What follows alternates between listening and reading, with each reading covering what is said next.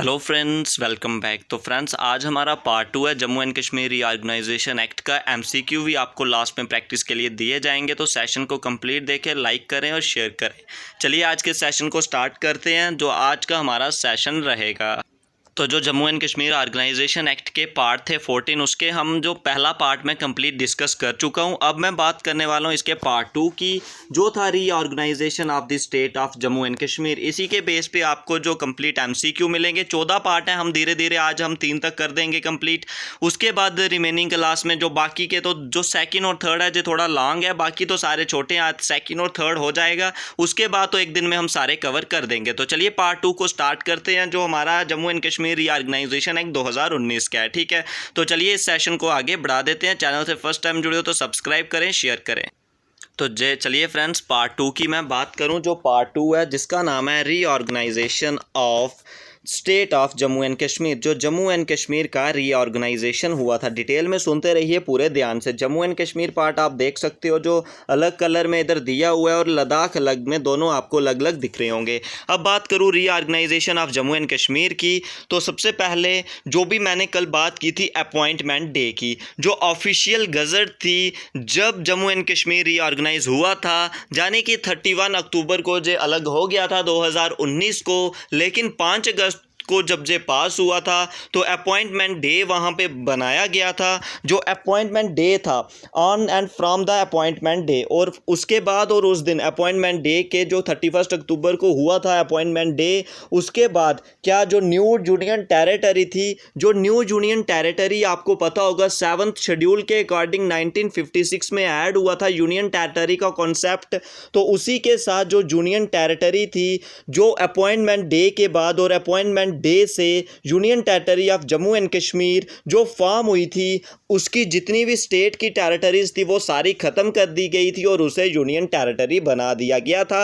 31 अक्टूबर को वो come into force आ गई थी। लेकिन उसकी बात करूं, 5 अगस्त को जो अमित शाह जी ने उसका जो बिल था वो राज्यसभा में पास किया था। उसके बाद 6 अगस्त को लोकसभा में हुआ था और 9 अगस्त को बाय द प्रेसिडेंट उसके पे साइन हुए थे। और जो इसका सिटेशन बिल नंबर भी मैंने आपको कल बताया था, वो कितना था, पार्ट 29, और सिटेशन बिल नंबर इसका 34 है 2019 का, याद रख सकते हो। अब बात करूं उसी के बाद ही जो हमारा पार्ट 2 है, जहां पे क्या बात हुई थी, formation of the union territory of Ladakh. लेकिन लद्दाख भी यूनियन टेरिटरी बनाया था, लेकिन उसका कोई भी जो लेजिस्लेचर था नहीं रखा गया था। जिस दिन अपॉइंटमेंट डे था उसी दिन जम्मू एंड कश्मीर स्टेट से यूनियन टेरिटरी ऑफ लद्दाख भी फॉर्म कर दी गई, जिधर जो 2 डिस्ट्रिक्ट रखी गई, कारगिल और ले डिस्ट्रिक्ट उसकी रखी गई, लेकिन उसका कोई भी लेजिस्लेचर नहीं रखा गया, ध्यान रख सकते हो। उसके बाद बात करूं, जो गवर्नर था exciting state Jammu and Kashmir का, वही एक कॉमन लेफ्टिनेंट गवर्नर उस समय था। उसके बाद फिर न्यू अपॉइंट किया गया था। उसी समय तो एक ही कॉमन लेफ्टिनेंट गवर्नर था। जो गवर्नर था जम्मू एंड कश्मीर स्टेट का, वही कॉमन गवर्नर अपॉइंट रहा था जम्मू एंड कश्मीर यूटी में और लद्दाख यूटी में, जितना भी वो डिटरमाइन पीरियड किया गया था बाय द प्रेसिडेंट। ये था आपका second part of the Jammu and Kashmir reorganisation act 2019 का। अब बात करूं part 3, representation of the legislature. किसकी बात करूं, रिप्रेजेंटेशन ऑफ द लेजिस्लेचर। तो ये आपकी पीडीएफ भी हो जाती है। बात करूं मैं कौन सी, आपके पार्ट 3 की, तो पार्ट 3 आपका हो जाता है representation in the legislature. Representation करना है लेजिस्लेचर को। तो जहां पे भी मैंने की पॉइंट भी इसके बनाए हुए हैं, on and from the appointment day there shall be formed a new union territory to be known as the union territory of Jammu and Kashmir. तो कंप्राइजिंग जो territory of Jammu and Kashmir से बना था। उसके बाद फॉर्मेशन ऑफ लद्दाख भी हुआ था विदाउट लेजिस्लेचर, और जो लद्दाख में 2 डिस्ट्रिक्ट आ गई, कारगिल और ले डिस्ट्रिक्ट, और जो गवर्नर था जम्मू एंड कश्मीर का वही एक कॉमन लेफ्टिनेंट गवर्नर था। जो governor of state of Jammu and Kashmir का था वही lieutenant governor union territory of Jammu and Kashmir और यूनियन टेरिटरी ऑफ लद्दाख का रहा for the period determined by the president. उसके बाद नेक्स्ट मैं बात करूं, जो काउंसिल ऑफ स्टेट आया, जो allocation of the sitting member, अब पार्ट 3 पे डिस्कस करने वाला हूं, तो अंतिम तक सुनते रहिए पार्ट 3 को भी।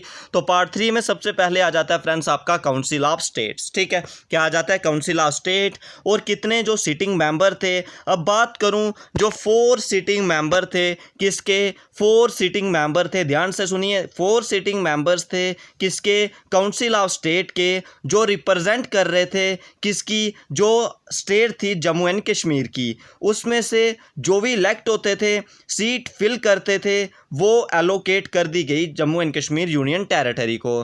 तो जो टर्म ऑफ ऑफिस था वो तो अनअल्टर ही रहने वाला, जैसा सेम था वही सेम रहा। तो सिटिंग मेंबर इसकी क्या थी, 4 जो सिटिंग मेंबर थे काउंसिल ऑफ स्टेट में। उसके बाद आ गया फिर जो पीपल, लोकसभा की बात करूं, अब हाउस ऑफ द पीपल आ जाता है, यानी कि representation in the house of the people की बात करूं, जहां पे क्या था, एलोकेट की गई थी 5 सीट्स, ठीक है, union territory of Jammu and Kashmir को, जिसमें से एक seat union territory of Ladakh को दी गई, कहाँ पे, अपर हाउस में, यानी कि हाउस ऑफ द पीपल में।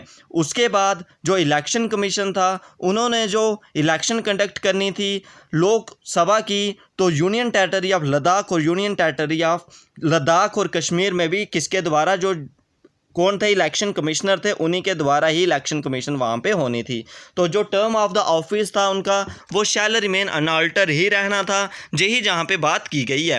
दो काउंसिल ऑफ स्टेट में बात करूँ, सबसे पहले एलोकेशन ऑफ सिटिंग मेंबर आ जाता है। इसमें 4 सिटिंग मेंबर रहते हैं, state of representing the executive state of Jammu and Kashmir.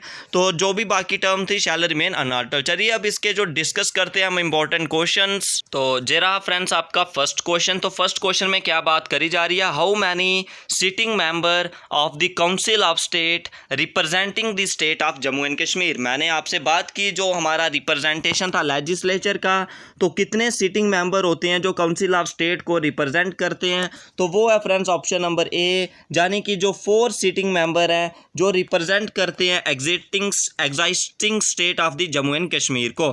तो चलिए नेक्स्ट पार्ट की बात करूं, तो नेक्स्ट जो आ जाता है, which article of the Indian constitution accord the special status to the state of Jammu and Kashmir. Indian constitution का कौन सा जो मतलब आर्टिकल है वो जम्मू एंड कश्मीर को स्पेशल स्टेटस देता था, किससे पहले, अपॉइंटमेंट डे से पहले, यानी कि 31 अक्टूबर 2019 से पहले जम्मू एंड कश्मीर जो स्टेट थी उसको स्पेशल स्टेटस दिया जाता था। कौन से आर्टिकल के तहत, तो article number, option number B, article 370 इस क्वेश्चन का राइट आंसर आपका हो जाता है। तो आप भी साथ साथ में अपना स्कोर बताएं और अपनी सुजेशन बताएं, आपको सेशन कैसा लगा। तो election commission appoint under which article by the president, जो इलेक्शन कमीशन है वो बाय इलेक्ट होता है बाय द प्रेसिडेंट, कौन से आर्टिकल के तहत, by the article number 324। Option number B इस क्वेश्चन का राइट आंसर हो जाएगा। तो ये था फ्रेंड्स आपका आज का सेशन। अगर इस पर कोई डाउट होगा तो कमेंट सेक्शन में जरूर पूछिए। तो अगर चैनल से फर्स्ट टाइम जुड़े हो सब्सक्राइब करें, लाइक करें और शेयर करें। अगर कोई डाउट होगा कमेंट सेक्शन में जरूर पूछिए। आप अगर कोई डिमांड वीडियो चाहते हो तो उसके बारे में भी जरूर बताएं। तो आज के सेशन में बस इतना ही। तो चलिए